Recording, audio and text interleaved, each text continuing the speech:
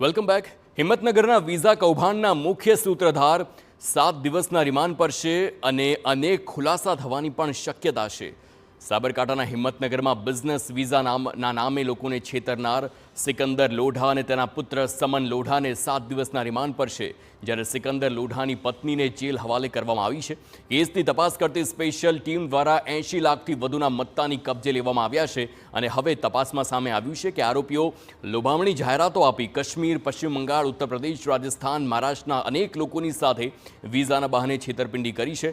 કોઈ પાસે 3 લાખ તો કોઈ પાસે 5 લાખ રૂપિયા પડાવ્યા. ત્યારે આ 7 દિવસના રિમાન્ડમાં વધુ ખુલાસા થાય તેવી શક્યતા. અને સાક્ષી આવેલા છે, એમની પૂછપરછ કરતા એટલું જાણવા મળેલ છે કે તે લોકો સાથે એક કોન્ટ્રાક્ટ કરવામાં આવતો હતો અને એમને કહેવામાં આવતું હતું કે તમને બિઝનેસ વિઝા આધાર માટે મેળવી આપી લક્ઝમબર્ગ, રશિયા વગેરે દેશોમાં મોકલવામાં આવશે. એટલે ઘણાના કામ થયા નથી, પૈસા લીધા છે અને ઘણાને વ્યાપાર વિઝાના બદલે વિઝિટર વિઝા કરવામાં આવેલા છે.